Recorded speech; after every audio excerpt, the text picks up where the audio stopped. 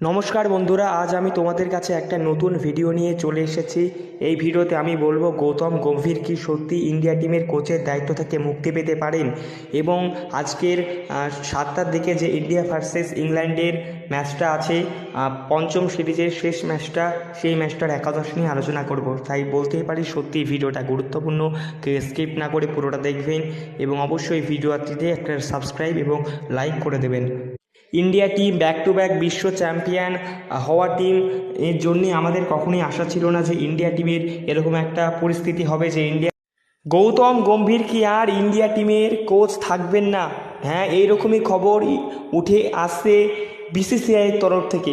খবরটা অফিসিয়ালি না হলেও এই খবরটাই সত্যি হতে পারে, কারণ এই গৌতম গম্ভীর ভারতের কোচিংয়ের দায়িত্বে থাকাকালীন পরপর 5টা টি20 ম্যাচ ভারত হেরে গেল। প্রথমে আয়ারল্যান্ডের কাছে 2-0 ভারত একটা সিরিজ হেরে গেল, এবং বর্তমানে ইংল্যান্ডের কাছে আরও একটা সিরিজ ভারত হেরে গেছে। কারণ ইন্ডিয়া টিম হচ্ছে একটা ওয়ার্ল্ড চ্যাম্পিয়ন টিম।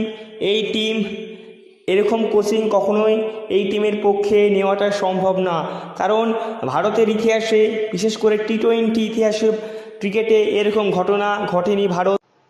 এবং আজকে আমি বলছি ভারতের সম্ভাব্য একাদশ। ভারতের একাদশের মধ্যে কারা থাকতে পারেন কিংবা কারা থাকবেন সেটা সম্পর্কে আজকের আলোচনাটা করব। প্রথমেই আমি রাখি ওপেনিং ব্যাটসম্যান অভিষেক শর্মার সঙ্গে ভৈভব সূর্যবংশী।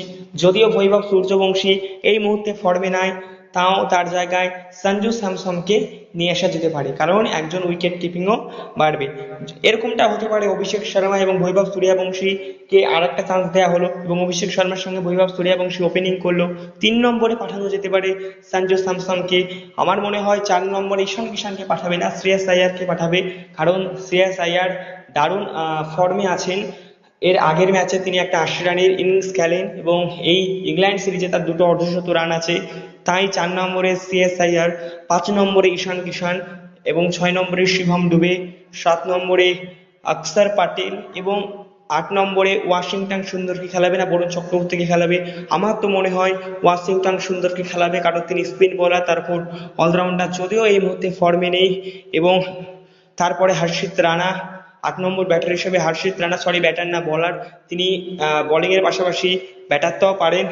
এবং আশদীপ সিং তিনিও ফর্মে আছেন, প্রিন্স যাদব তিনিও ফর্মে আছেন। এবং আমার এই প্লে ইলেভেনটা কেমন হলো তা নিয়ে আপনারা কমেন্টে জানান, এবং আপনাদের নিজস্ব মতামতের প্লে ইলেভেন আপনি দিন। থ্যাংক ইউ, ধন্যবাদ। সবাই ভালো থাকবেন, সুস্থ থাকবেন, এবং আমি আশা করি আজকের ম্যাচটা যেন ভারত জেতে। Bye bye, tata, good bye. আজকের ভিডিওটা ভালো লাগলে অবশ্যই একটা লাইক, সাবস্ক্রাইব এবং কমেন্ট করে দেবেন।